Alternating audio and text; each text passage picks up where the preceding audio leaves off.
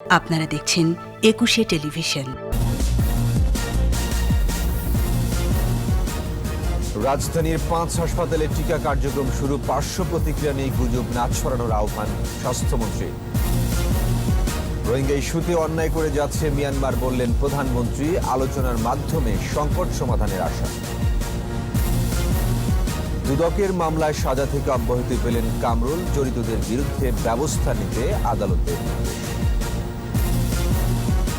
দুর্নীতির সূচকে অপরিবর্তিত বাংলাদেশ, কার্যকর পদক্ষেপ না নিলে টেকসই হবে না অর্থনীতি, বলছে টিআইবি। এবং আধুনিক নগর গড়তে চান চট্টগ্রামে নবনির্বাচিত মেয়র রেজাউল নাসিরের অভিনন্দন।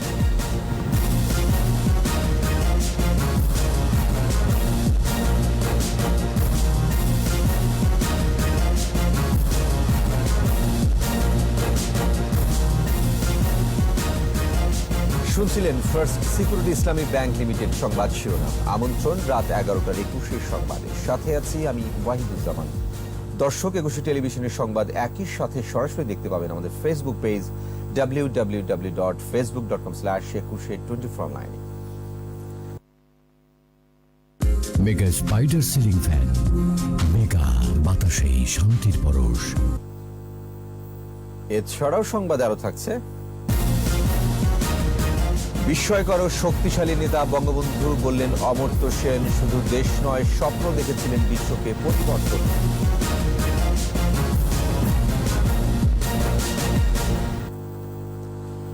রাজধানীর 5 হাসপাতালে করোনার টিকাদান শুরু হয়েছে। এ কার্যক্রমের অংশ হিসেবে মন্ত্রী পরিষদের প্রথম সদস্য হিসেবে টিকা নিয়েছেন আইসিটি প্রতিমন্ত্রী। এছাড়াও টিকা নিয়েছেন সংস্কৃতি প্রতিমন্ত্রী, স্বাস্থ্য সচিব ও বিএসএমএমইউ এর উপাচার্য। বঙ্গবন্ধু শেখ মুজিব মেডিকেল বিশ্ববিদ্যালয়ের টিকা কেন্দ্রের স্বাস্থ্যমন্ত্রী জানিয়েছেন, ঈদের মতো আনন্দমুখর পরিবেশে টিকাদান চলছে। এখনো কোনো পার্শ্ব প্রতিক্রিয়া দেখা যায়নি। গুজবে কান না দিয়ে সবাইকে ভ্যাকসিন নেওয়ার আহ্বান জানান তিনি। স্মৃতি মণ্ডলের রিপোর্ট। বঙ্গবন্ধু শেখ মুজিব মেডিকেল বিশ্ববিদ্যালয়ে মেডিকেল কনভেনশন সেন্টারে টিকাদান কেন্দ্র পরিদর্শনে আসেন স্বাস্থ্যমন্ত্রী জাহিদ মালেক। বুথগুলো ঘুরে দেখেন তিনি। পরে মন্ত্রী বলেন, আনন্দমুখর পরিবেশে চলছে টিকা কার্যক্রম। এখন পর্যন্ত কোনো পার্শ্ব প্রতিক্রিয়া হয়নি জানান মন্ত্রী। আহ্বান জানান গুজব বা অপপ্রচারে কান না দিয়ে টিকা নেয়ার জন্য। যেভাবে ঈদ হয়, ঈদের সময় ঠিক এই ধরনের আনন্দ ঘন পরিবেশে টিকাটা নেওয়া হচ্ছে।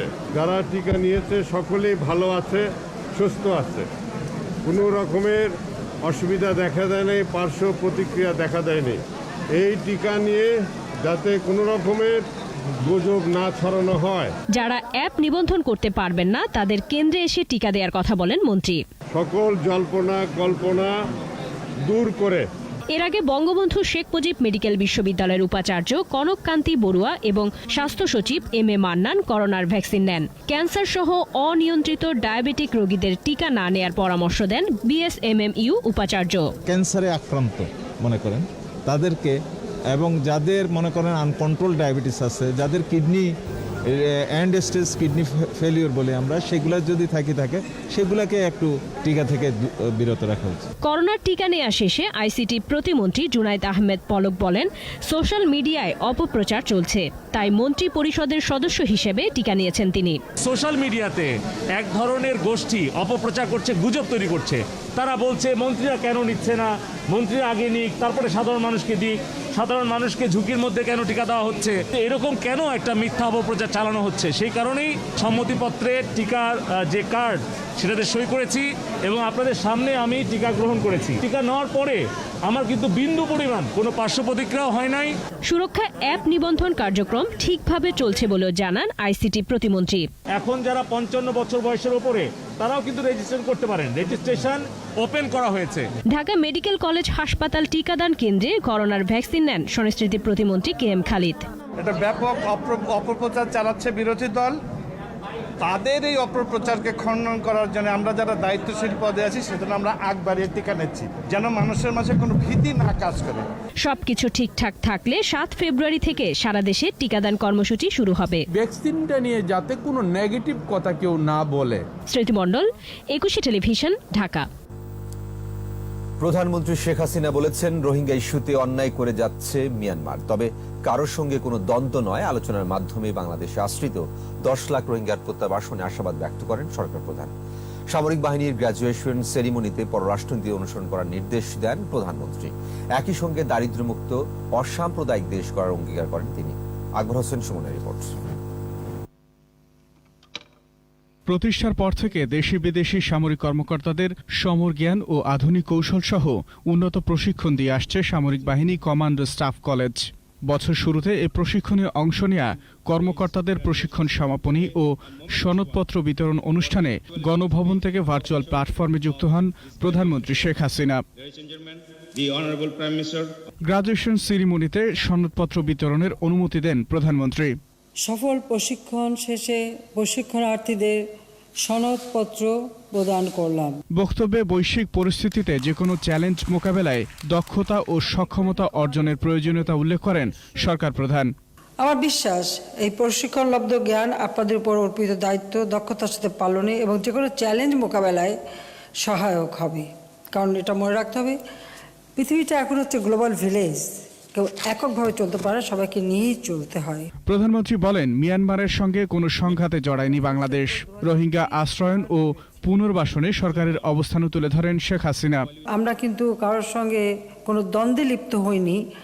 আমরা মিয়ানমারের সঙ্গে আলোচনা চালিয়ে যাচ্ছি, যে আলোচনার মাধ্যমে তারা তাদের নাগরিকদের যাতে ফিরিয়ে নিয়ে যায়, একটা বন্ধুত্বসুলভ মনোভাব নিয়েই আমরা এই কাজ করে যাচ্ছি। তবে যারা অন্যায় করছেন নিশ্চয়ই সেটা আমরা বলবো, কিন্তু তারপরেও তাদের নাগরিকদের তারা ফেরত নেবে, সেটা আমরা চাই। এতগুলি বাস্তুচ্যুত মানুষ যারা নির্যাতিত হয়েছিল তাদেরকে আশ্রয় দিয়েছি, এই জন্য সারা বিশ্ব বাংলাদেশের প্রশংসা করেছে।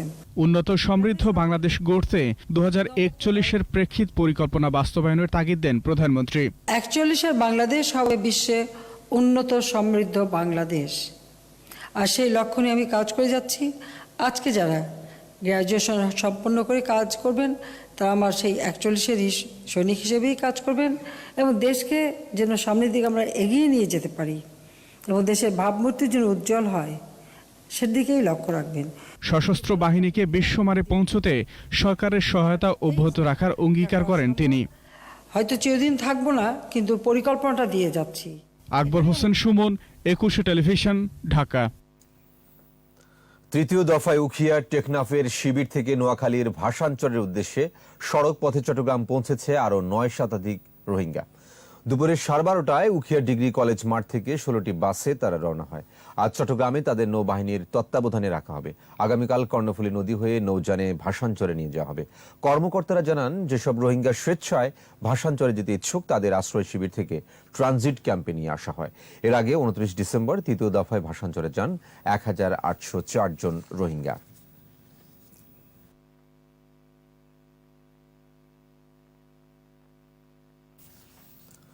অবশেষে সাজা থেকে অব্যাহতি পেলেন নিরাপরাধ কামরুল ইসলাম। দুদকের তদন্তের ভুলে জালিয়াতির মামলায় 5 বছর জেল হয় কামরুলের।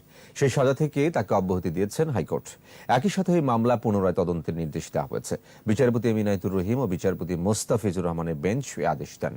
একই সাথে ঘটনার জন্য দায়ী ব্যক্তিদের বিরুদ্ধে বিভাগীয় ব্যবস্থা নেওয়ারও নির্দেশ দেওয়া হয়েছে। মফিউর রহমানের রিপোর্ট। 18 বছর আগে এসএসসির ভুয়া নম্বর ও প্রশংসাপত্র তৈরি করে মাইজদি পাবলিক কলেজে একাদশ শ্রেণীতে ভর্তির অভিযোগে কামরুলের বিরুদ্ধে মামলা করে তখনকার দুর্নীতি দমন ব্যুরো। ওই মামলায় তাকে 5 বছর জেল ও অর্থদণ্ড দেয় আদালত। এরপর মামলার সাজা পরোয়ানার ভিত্তিতে হয়রানি ও গ্রেপ্তার না করার জন্য গত বছরের অক্টোবরে কামরুল ইসলাম রিট আবেদন করেন। আবেদনে যুক্ত প্রত্যয়নপত্রে দেখা যায় তিনি নোয়াখালী চিফ জুডিশিয়াল ম্যাজিস্ট্রেট আদালতের অফিস সহায়ক হিসেবে কর্মরত। তার সার্ভিস বুক ও এসএসসি পাশের সনদ অনুসারে তিনি 1990 সালের 15 অক্টোবর জন্মগ্রহণ করেন। মামলার প্রতিবেদনে প্রকৃত আসামি মোহাম্মদ কামরুল ইসলাম দেশের বাইরে আছেন বলে উল্লেখ করা হয়, আর ঘটনার শিকার কামরুলের বয়স তখন ছিল 8 বছর। দুদকের আইনজীবী তাদের ভুল স্বীকার করেন, জানান ভুক্তভোগী ক্ষতিপূরণ চেয়ে আবেদন করলে তা বিবেচনা করতে দুদকের প্রতি নির্দেশ দিয়েছে হাইকোর্ট। হাইকোর্ট বিচারিক আদালতের রায়টা বাতিল করে দিল।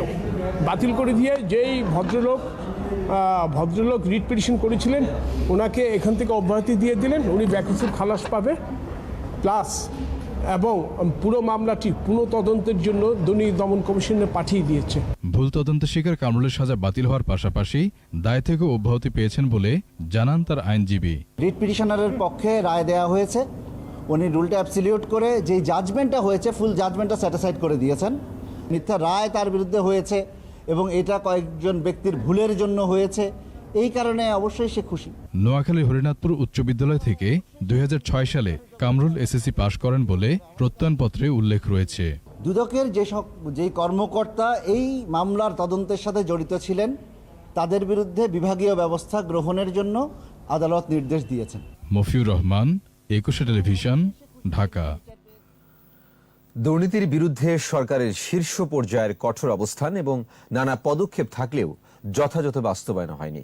ফলে স্কোর অপরিবর্তিত থাকলেও দুর্নীতির ধারণার সূচকে 2 ধাপ অবনতি হয়েছে বাংলাদেশে। বৃহস্পতিবার অনলাইন সংবাদ সম্মেলনে তথ্য প্রকাশ করে ট্রান্সপারেন্সি ইন্টারন্যাশনাল বাংলাদেশ টিআইবি। মেহেদী হাসানের রিপোর্ট। বিশ্বজুড়ে রাজনীতি ও প্রশাসনে দুর্নীতির ব্যাপকতা সম্পর্কে সংশ্লিষ্ট দেশের ব্যবসায়ী, বিনিয়োগকারী, গবেষক ও বিশ্লেষকদের ধারণার উপর ভিত্তি করে প্রতি বছরই সূচক প্রকাশ করে ট্রান্সপারেন্সি ইন্টারন্যাশনাল। আন্তর্জাতিক খ্যাতিসম্পন্ন 12টি প্রতিষ্ঠান এ জরিপ পরিচালনা করে। নিয়ন্ত্রণ করতে না পারি তাহলে আমাদের উন্নয়ন। 2020 সালে 180টি দেশের উপর পরিচালিত এই জরিপ অনুযায়ী বাংলাদেশের অবস্থান আগের বছরের মতোই 146তম এবং স্কোরও 100-র মধ্যে 26। দেশ হিসেবে তালিকার নিচের দিক থেকে আগের বছর অবস্থান ছিল 14তম, এবছর এই অবস্থান 12। এ তালিকায় দক্ষিণ এশিয়ায় বাংলাদেশের নিচে অবস্থান করছে শুধুমাত্র আফগানিস্তান। মূল যে তথ্যসূত্র সেখানেই যেহেতু আমাদের স্কোর কম হচ্ছে, যে ইন্ডেক্সগুলো বিভিন্নভাবে ফ্রিডম ইন্ডেক্স ফর এক্সাম্পল বা অন্যান্য যে সমস্ত ইন্ডেক্সগুলো আছে বা political freedom index, democracy index, এই ধরনের ইন্ডেক্সগুলো, এই ধরনের সূচকগুলোতে আমাদের পারফরমেন্স তুলনামূলকভাবে কম হওয়ার কারণে এই অবস্থানটা এইভাবে প্রণীত হচ্ছে। সরকারের শীর্ষ পর্যায় থেকে দুর্নীতির ব্যাপারে জিরো টলারেন্সের ঘোষণা আছে, তবে এর বাস্তবায়ন যথাযথ নয় বলে মত টিআইবির। পাশাপাশি ক্ষমতার অপব্যবহার, প্রাতিষ্ঠানিক দুর্বলতা, বড় দুর্নীতির বিচার ঝুলে থাকায় বাংলাদেশ কয়েক বছর ধরে এক জায়গায় আটকে আছে বলে জানিয়েছে সংস্থাটি। যে ঘোষণাটা দেওয়া হচ্ছে বা অঙ্গীকারটি করা হচ্ছে সেটি অঙ্গীকারের জায়গায় থেকে যাচ্ছে, কিন্তু বাস্তবে সেটিকে প্রয়োগ করার ক্ষেত্রে ঘাটতি দেখা যাচ্ছে এবং যেটা হচ্ছে যে এই ঘাটতির ফলে দুর্নীতির ব্যাপকতা, গভীরতা বৃদ্ধি পাচ্ছে। দুর্নীতির বিরুদ্ধে কার্যকর পদক্ষেপ না নিতে পারলে অর্থনৈতিক অগ্রগতি টেকসই হবে না বলে সতর্ক করেছে টিআইবি। প্রতিষ্ঠানগুলো যে পলিটিসাইজেশন হয়েছে এমন একটা পর্যায়ে চলে গেছে যে এগুলো আর প্রতিষ্ঠান হিসেবে বিবেচনা করাটা খুবই কঠিন। এগুলো রাজনৈতিক প্ল্যাটফর্মের মতো অবস্থানে চলে গেছে, যে এই অবস্থানের পরিবর্তন করা লাগবে। এদেরকে অনেক ক্ষেত্রেই, বেশিরভাগ ক্ষেত্রে ঢেলে সাজানো প্রয়োজন বলে আমরা মনে করি। এবারের তালিকায় শীর্ষ দুর্নীতিগ্রস্ত দেশগুলোর অধিকাংশই যুদ্ধবিধ্বস্ত বা ব্যর্থ রাষ্ট্র। মেহেদী হাসান, একুশে টেলিভিশন, ঢাকা। চট্টগ্রামকে আধুনিক নগরে পরিণত করার ঘোষণা দিয়েছেন নবনির্বাচিত মেয়র রেজাউল করিম চৌধুরী। গণমাধ্যম কর্মীদের সাথে আলাপকালে তিনি এই ঘোষণা দেন। নির্বাচনে রেজাউল করিম চৌধুরী বিজয়ী হন 3.25 লাখ ভোটের ব্যবধানে। ইফরাজুলের ক্যামেরায় চট্টগ্রাম থেকে রিপোর্ট করছেন হাসান ফেরদৌস। চট্টগ্রামকে একটি আধুনিক নান্দনিক শহর হিসেবে গড়ে তোলার প্রতিশ্রুতি ব্যক্ত করেছেন নবনির্বাচিত মেয়র রেজাউল করিম চৌধুরী। এজন্য তিনি সবার সহযোগিতা কামনা করেছেন। আমি নগরবাসীকে কথা দিতে পারি, আমি যে অঙ্গীকারগুলো করেছিলাম আমি সেগুলো বাস্তবায়নের জন্য কঠোর পরিশ্রম করব, প্রচেষ্টা চালিয়ে যাব এবং আমার সমস্ত অভিজ্ঞতাকে আমি কাজে লাগাবো। নবনির্বাচিত মেয়রকে অভিনন্দন জানিয়েছেন সাবেক মেয়র আজম নাসির উদ্দিন। নতুন মেয়রের হাত ধরেই চট্টগ্রাম একটি আধুনিক এবং পরিকল্পিত নগরী হিসেবে গড়ে উঠবে বলে আশাবাদ ব্যক্ত করেন তিনি। নগরবাসীর সুরে সুর মিলিয়ে আমিও নতুন যিনি মেয়র নির্বাচিত হয়েছেন ওনার কাছে প্রত্যাশা করব, এই নগরটা যেহেতু বন্দরনগর বাণিজ্যিক রাজধানী, প্রকৃতি প্রদত্ত একটা নান্দনিক শহর, এটা এই শহরের যে সৌন্দর্য, যে অপরূপ যে সৌন্দর্য, সেটাকে পুনরুদ্ধার করা হোক। এর আগে ভোট গণনা শেষে রিটার্নিং অফিসার আনুষ্ঠানিকভাবে রেজাউল করিম চৌধুরীকে বেসরকারিভাবে নির্বাচিত ঘোষণা করেন। মোহাম্মদ রেজাউল করিম চৌধুরী বাংলাদেশ আওয়ামী লীগ প্রতীক নৌকা, তিনি বেশি ভোট পাওয়ায় তাকে আমরা বেসরকারিভাবে নির্বাচিত ঘোষণা করলাম। বুধবার দু একটি বিচ্ছিন্ন ঘটনা ছাড়া শান্তিপূর্ণ পরিবেশে অনুষ্ঠিত হয় চট্টগ্রাম সিটি কর্পোরেশন নির্বাচন। নির্বাচনে 40টি সাধারণ এবং 14টি সংরক্ষিত কাউন্সিলের পদে 4 জন বিদ্রোহী প্রার্থী ছাড়া সব আসনে নির্বাচিত হয়েছেন আওয়ামী লীগ সমর্থিত প্রার্থীরা। হাসান ফেরদৌস, একুশে টেলিভিশন, চট্টগ্রাম। বঙ্গবন্ধু শেখ মুজিবুর রহমান তার দূরদর্শী চিন্তা ভাবনা দিয়ে শুধু বাংলাদেশ নয় বিশ্বকে পরিবর্তন করার স্বপ্ন দেখিয়েছিলেন, এমনটাই বললেন নোবেল বিজয়ী অর্থনীতিবিদ অমর্ত্য সেন। লন্ডনে মুজিব বর্ষ উপলক্ষে Bangabandhu and visions of Bangladesh শীর্ষক ভার্চুয়াল সেমিনারে তিনি বঙ্গবন্ধুকে আখ্যা দেন বিস্ময়কর মানুষ ও শক্তিশালী নেতা হিসেবে।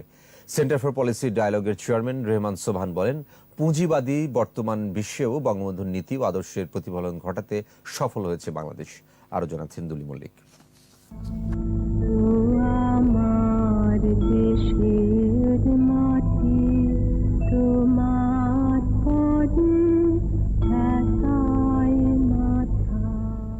বাংলার কৃষক, শ্রমিক, মজুর, সমাজের সব স্তরের ও সব ধর্মের মানুষকে নিয়ে সমতার দেশ করার স্বপ্ন দেখেছিলেন বঙ্গবন্ধু শেখ মুজিবুর রহমান। তার জীবন, রাজনৈতিক দর্শন ও কর্মকাণ্ডে বারবারই এমন সাম্যের নীতি স্পষ্ট ছিল। লন্ডন স্কুল অব ইকোনমিক্সের সাউথ এশিয়া সেন্টার ও লন্ডনে বাংলাদেশ হাইকমিশন আয়োজিত ভার্চুয়াল সেমিনারে নোবেল বিজয়ী অমর্ত্য সেন তুলে ধরেন বঙ্গবন্ধুর এমন সব দূরদর্শী চিন্তাভাবনার কথা।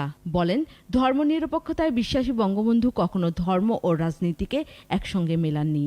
তাই শুধু বাংলা নয়, বিশ্ববন্ধু হয়ে ওঠেন তিনি। Bangabandhu's powerful diagnostic criterion about not making political use of religion has extensive applications today.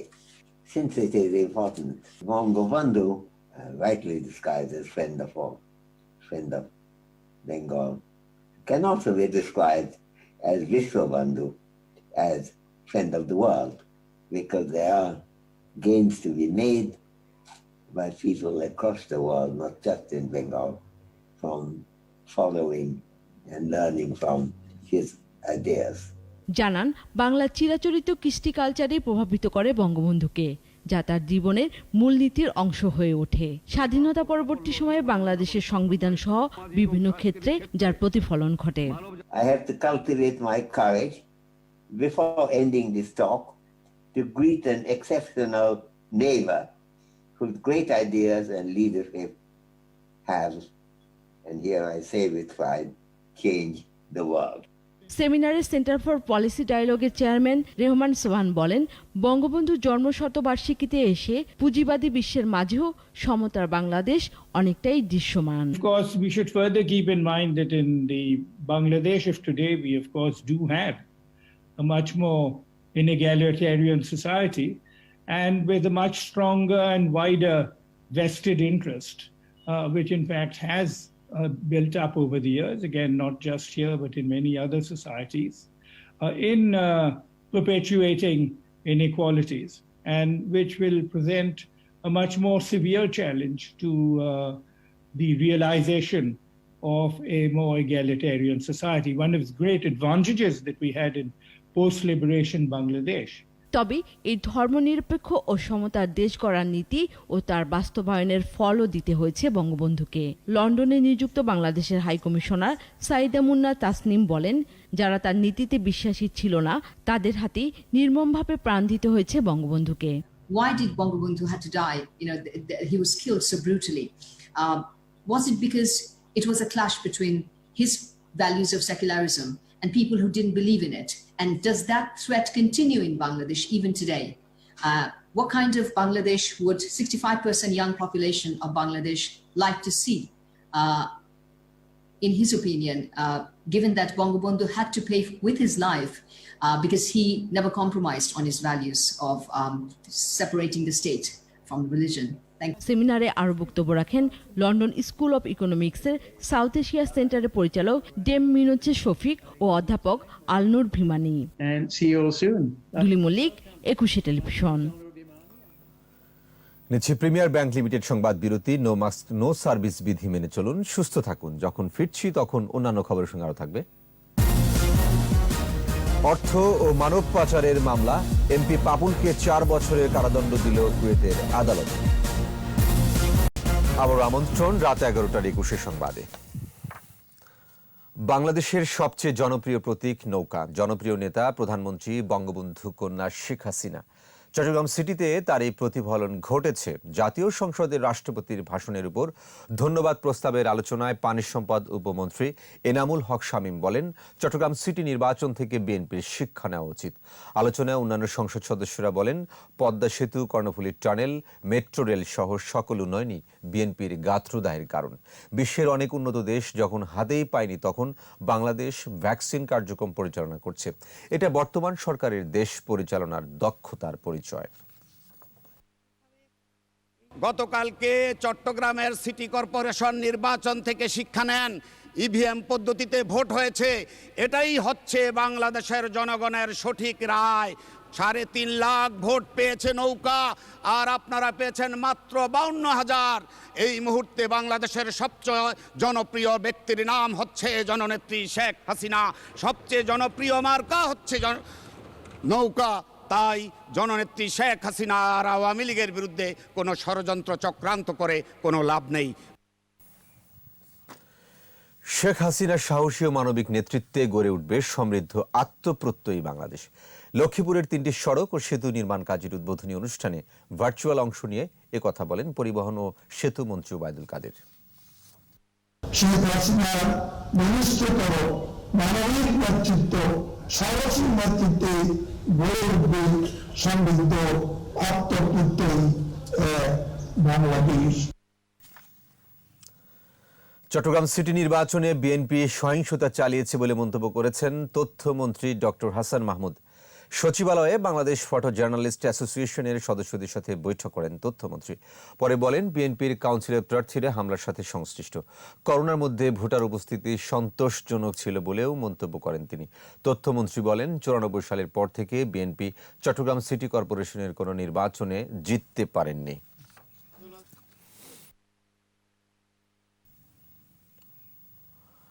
অর্থ মানব পাচারের মামলায় লক্ষ্মীপুরের এমপি কাজী শহীদুল ইসলাম পাপুলকে 4 বছরের কারাদণ্ড দিয়েছে কুয়েতের আদালত। বৃহস্পতিবার কুয়েতের ফৌজদারি আদালতের বিচারক আবদুল্লাহ আল ওসমান এর রায় ঘোষণা করে বলে জানিয়েছেন দেশটির সংবাদ মাধ্যম। আল কাবাস ও আল রায়ের খবরে বলা হয়, পাপুলের কাজে সহায়তাকারী কুয়েতের স্বরাষ্ট্র মন্ত্রণালয়ের সাবেক কর্মকর্তা মাজেন আল জার্রাহ সহ কুয়েতি 2 কর্মকর্তাকেও 4 বছরের কারাদণ্ড দিয়েছে আদালত। পাপুল সহ দণ্ডিত প্রত্যেককে 19 লাখ কুয়েতি দিনার অর্থদণ্ড দেওয়া হয়েছে। দলের মনোনীত প্রার্থীর বিরোধিতা করে স্থানীয় সরকার নির্বাচনে কেউ প্রার্থী হলে তাকে আর কখনোই মনোনয়ন দেবে না আওয়ামী লীগ। দলের কেন্দ্রীয় নেতারা বলছেন, বিদ্রোহী প্রার্থী হয়ে বিজয়ী হলেও পরবর্তীতে তিনি দলীয় মনোনয়ন পাবেন না। এই নীতি শুধু এবারই নয়, আগামী নির্বাচনেও কঠোরভাবে অনুসরণ করা হবে বলে জানিয়েছেন নেতারা। প্রণব চক্রবর্তীর রিপোর্ট।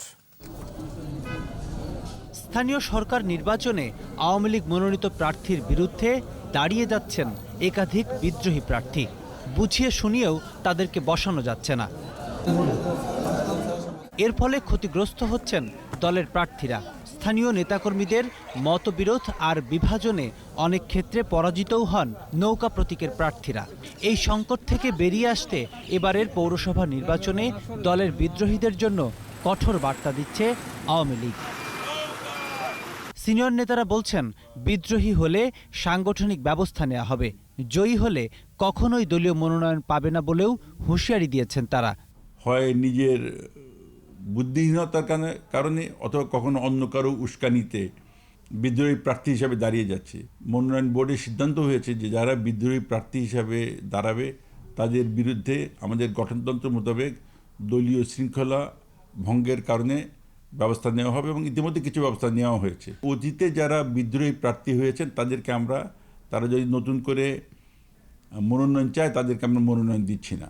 সম্প্রতি নেত্রকোনার মদন পৌরসভা নির্বাচনে মেয়র প্রার্থী হিসেবে আব্দুল মান্নান তালুকদার শামীমকে মনোনয়ন দিয়ে পরবর্তীতে তাকে বাদ দিয়ে আরেকজনকে প্রার্থী করা হয়, কারণ তিনি গত নির্বাচনে বিদ্রোহী প্রার্থী হিসেবে মেয়র নির্বাচিত হয়েছিলেন। দলকে যারা ক্ষতিগ্রস্ত করবে তাদের ছাড় দেয়া হবে না বলেও জানিয়েছেন নেতারা। যে পর্যায়ের নেতা হোক না কেন, সে যদি আওয়ামী লীগের মনোনীত প্রার্থীর বিরোধিতা করে পরোক্ষভাবে অথবা নির্বাচনে অংশগ্রহণ নয়, নির্বাচনে বিরোধিতা করে, যারাই নৌকার বিরোধিতা করবে তাদের ক্ষেত্রেও আগামী দিনে তাদেরকেও নৌকা নিয়ে নির্বাচনে কোনো বৈতরণী পার হওয়ার সুযোগ দেওয়া হবে না। আওয়ামী লীগের যদি কেউ মনে করে থাকে যে আমি অপরিহার্য, আমাকে ছাড়া দল চলবে না, এটাও কিন্তু সঠিক না। আওয়ামী লীগে অপরিহার্য একমাত্র একজন, তিনি হলেন জাতির পিতার সুযোগ্য সন্তান, আওয়ামী লীগ সভাপতি মাননীয় প্রধানমন্ত্রী দেশরত্ন শেখ হাসিনা। আগামীতেও যারা দলের প্রার্থীর বিরুদ্ধে অবস্থান নেবে তাদের বিরুদ্ধেও কঠোর এই বার্তা দিয়ে রাখল আওয়ামী লীগ।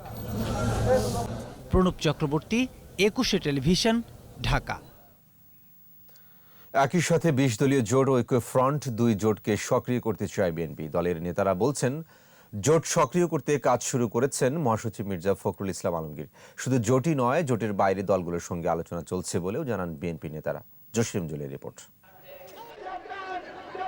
ঐক্যফ্রন্ট গঠন নিয়ে 20 দলের সঙ্গে দূরত্ব বাড়ে বিএনপির। একটি জোট থাকার পরও বিএনপির নতুন করে আরেকটি জোট করা মানতে পারছিল না 20 দলের শরিকরা। সেই থেকেই সম্পর্কের টানাপোড়েন। 2018 সালের 13ই অক্টোবর নির্বাচনকে কেন্দ্র করে গঠিত হয় ঐক্যফ্রন্ট। নির্বাচনের পর ঝিমিয়ে পড়ে ঐক্যফ্রন্ট। গত 2 বছর একরকম অকার্যকর অবস্থায় আছে এই জোটটি। এত কোটি কোটি জনগণ রয়েছে, তো আমরা কিসের ভয় করব? বিএনপি নেতারা বলছেন, দূরত্ব কমাতে উভয় জোটের সঙ্গেই যোগাযোগ শুরু করেছে বিএনপি। দাবি আদায়ে আবারও একসঙ্গে মাঠে নামতে চায় বলে জানায় দলটি। এর প্রস্তুতি হিসেবেই বিএনপির মহাসচিব জোট সঙ্গীদের সাথে যোগাযোগ শুরু করেছেন। যোগাযোগ তো আমাদের সবাই সাথে আছে, কিন্তু যুগপৎভাবে সবাই যার যার অবস্থান থেকে কাজ করছে। এখন যখন জাতীয় আন্দোলন শুরু হবে তখন স্বাভাবিকভাবে তাও যুগপৎ হবে, কিন্তু তখনও সবার সাথে যোগাযোগ থাকবে। নির্বাচন আদায়ের ব্যাপারের যে আন্দোলনটা, এই ব্যাপারটাও এখন করার প্রস্তুতি চলছে এবং ইতিমধ্যেই আমাদের দলের পক্ষ থেকে মাননীয় মহাসচিব যোগাযোগ শুরু করেছেন এবং 20 দলীয় জোটের সঙ্গে যোগাযোগের দায়িত্বপ্রাপ্ত যিনি নেতা তিনিও শুরু করেছেন। আমরা আশা করছি এই দুটো প্ল্যাটফর্ম কি আবারও আমরা খুব তাড়াতাড়ি গণতন্ত্র পুনরুদ্ধারের আন্দোলন এবং পরবর্তীতে নির্বাচন, এই লক্ষ্যে আবার নতুন করে সক্রিয় করতে সক্ষম হব। শুধু জোট নয়, আলোচনা চলছে অন্যান্য রাজনৈতিক দলের সঙ্গেও। জোটকে নতুন করে সক্রিয় করতে বিএনপির উদ্যোগের ফল খুব দ্রুতই দেখা যাবে বলে জানান বিএনপি নেতারা। 20 দল ঐক্য জোটের বাইরেও যারা আছে তাদেরও কিন্তু লক্ষ্যবস্তু তো একটাই, জাতিকে মুক্ত করা আজকের এই অগণতান্ত্রিক স্বৈরতান্ত্রিক অবস্থান থেকে মুক্ত করা জাতিকে। আর সেই সরকার যদি বিশেষ করে অত্যাচারী হয় বেশি মাত্রায়, সেদিকগুলো লক্ষ্য রেখে এগোতে হচ্ছে, তো এই জন্য গতিটা ওইভাবে বোঝা যাচ্ছে না, কিন্তু আলোচনা হচ্ছে এবং সেই আলোচনার ফলাফলও আপনারা দেখতে খুব বেশি সময় লাগবে আমার এমনটা মনে হয় না, যতটুকু অগ্রগতি আমি জানি। জোট সক্রিয় করেই কর্মসূচি ভিত্তিক আন্দোলনে নামতে চায় বিএনপি। জসিম জুয়েল, 21 টেলিভিশন, ঢাকা। ভারতের ডন ছোটা শাকিল পরিচয়ে ব্যবসায়ীর কাছ থেকে চাঁদা দাবির অভিযোগে একজনকে গ্রেপ্তার করেছে গোয়েন্দা পুলিশ। ওই ব্যবসায়ীর কেয়ারটেকারের ছেলেই চাঁদা চেয়ে তাকে হয়রানি করে আসছিল। এদিকে পুরনো কয়েন ও সীমান্ত পিলার নাসায় বিক্রির নামের কোটি টাকার হাতিয়ে নেওয়ার প্রতারক চক্রের 5 সদস্যকে গ্রেপ্তার করেছে police bureau of investigation PBI. Rasel খানের রিপোর্ট। मैं कौन हूँ जानने की आपके लिए कोई जरूरत नहीं है। मैं यही बोलना चाहता हूँ कि आपका परिवार का खतरा है। গুলশানের ব্যবসায়ীর কাছে ভারতীয় সন্ত্রাসী ছোটা শাকিলের ফোন। হিন্দিতে 20 লাখ টাকা চাঁদা দাবি, না হলে হত্যার হুমকি। ভুক্তভোগীর দেয়া তথ্যের ভিত্তিতে মুন্সিগঞ্জের লৌহজং থেকে গ্রেফতার করা হয় পরিচয় দানকারী ছোটা শাকিলকে। এই ছোটা শাকিল ওই ব্যবসায়ীর বাড়ির কেয়ারটেকারের ছেলে। দুপুরে ডিএমপির মিডিয়া সেন্টারে এ তথ্য জানান ডিএমপির এই কর্মকর্তা। শীর্ষ সন্ত্রাসী বলে কোনো সন্ত্রাসী ঢাকা শহর তথা বাংলাদেশে কোথাও তাদের কোনো অস্তিত্ব নাই। যদি ভীত হন দয়া করে তাদের যখন ফোন করবে তাদেরকে ফোন কেটে দিবেন, অন্যথায় যদি ভয় পান পার্শ্ববর্তী যে কোনো পুলিশ স্টেশন আপনাদের পার্শ্ববর্তী সেখানে জিডি করবেন, অন্যথায় আমাদেরকেও জানাবেন। এদিকে ব্রিটিশ আমলের দাতব কয়েনে ইউরেনিয়াম আছে, আর ইউরেনিয়াম ব্যবহৃত হয় নাসার গবেষণায়, এই বলে প্রতারণা। এই প্রতারক চক্রের 5 সদস্যকে গ্রেফতার করেছে police bureau of investigation. PBI সদর দপ্তরে সংস্থাটির প্রধান জানান, এই প্রতারক চক্রের সদস্যরা বাস্তবে শাড়ির ব্যবসা, পেয়ারা চাষি ও বাড়ির কেয়ারটেকার হিসেবে কাজ করত। যারা ভিকটিম ওনাকে চুয়াডাঙ্গা নিয়ে যান, চুয়াডাঙ্গা নিয়ে ওনাকে দেখান যে জিনিসটা কি, এবং ওনারা এখানে তার পরীক্ষা নিরীক্ষা করার জন্য একটা বিভিন্ন ধরনের যন্ত্র কৌশল আছে, সেখানে বিভিন্ন লাল লাইট হলুদ বাতি জ্বলে এবং ওনারা ওইটা পানিতে ভাসায়, সেই একটা কয়েন। একই দিনে মানব পাচারকারী চক্রের 3 প্রতারককে গ্রেফতার করেছে পিবিআই। ভুয়া ওয়েবসাইট তৈরি করে বিদেশ পাঠানোর নামে কোটি কোটি টাকা হাতিয়ে নিত চক্রটি। রাসেল খান, 21 টেলিভিশন, ঢাকা। নিচ্ছি প্রিমিয়ার ব্যাংক লিমিটেড সংবাদ বিরতি। নো মাস্ক নো সার্ভিস বিধি মেনে চলুন, সুস্থ থাকুন। যখন ফিরছি তখন অন্যান্য খবরের সঙ্গে আরো থাকবে। 18 মার্চ থেকে 14 এপ্রিল পর্যন্ত 21 গ্রন্থমেলা প্রকাশকদের দেওয়া হবে প্রণোদনা। এবং কৃষক আন্দোলন কঠোরভাবে দমন করবে ভারতের উত্তরপ্রদেশ, দিল্লির 2 সীমান্তে কড়া নিরাপত্তা। আবারও আমন্ত্রণ রাত 11টার 21 সংবাদে। মার্চের 18 থেকে 14 এপ্রিল পর্যন্ত একটানা 28 দিন অমর 21 গ্রন্থমেলা অনুষ্ঠানের সিদ্ধান্ত নিয়েছে বাংলা একাডেমি। আইন শৃঙ্খলা রক্ষাকারী বাহিনী, প্রকাশক ও মেলা কমিটির বৈঠকে সিদ্ধান্ত হয়। প্রধানমন্ত্রী শেখ হাসিনা মেলা উদ্বোধন করবেন জানিয়ে একাডেমির মহাপরিচালক বলেন, স্বাস্থ্যবিধি মেনে অনুষ্ঠানের সকল প্রক্রিয়া, স্টল বিন্যাস ও নকশার কাজ 2-1 দিনের মধ্যেই শুরু হবে। প্রকাশকদের প্রণোদনা দেওয়া হবে বলেও জানান তিনি।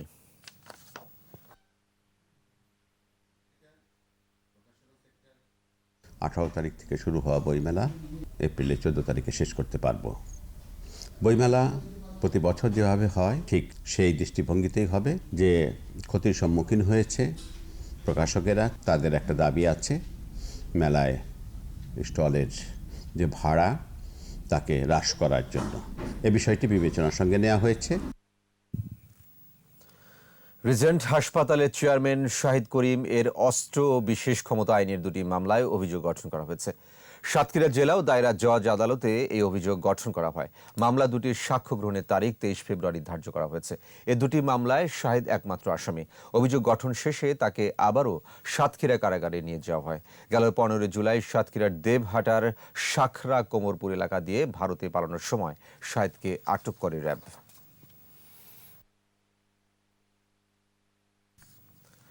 এবারে সোশ্যাল ইসলামী ব্যাংক লিমিটেড বাণিজ্য সংবাদ।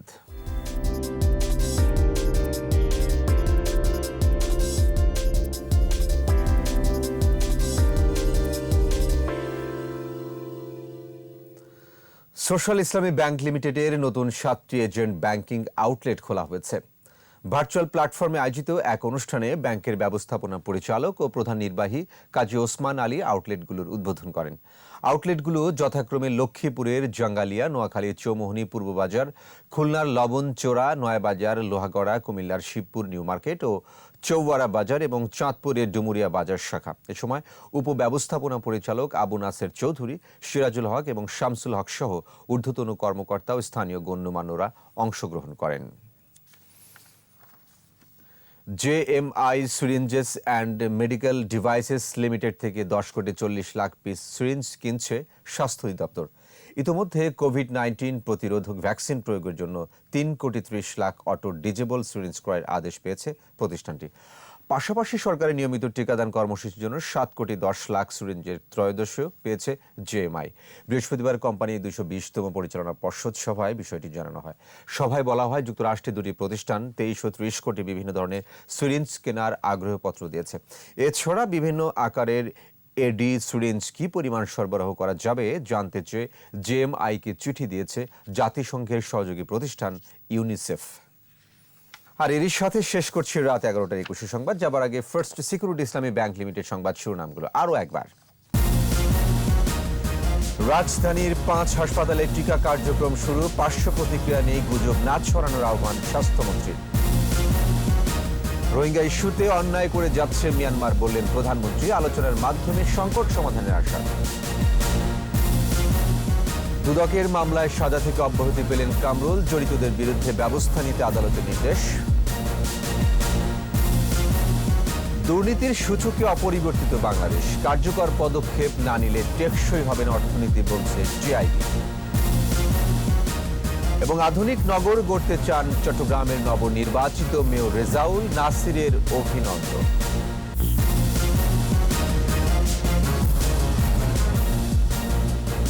সর্বশেষ খবর জানতে ডায়াল করুন 202 নম্বরে আর ভিজিট করুন 21-tv.com সাইটে।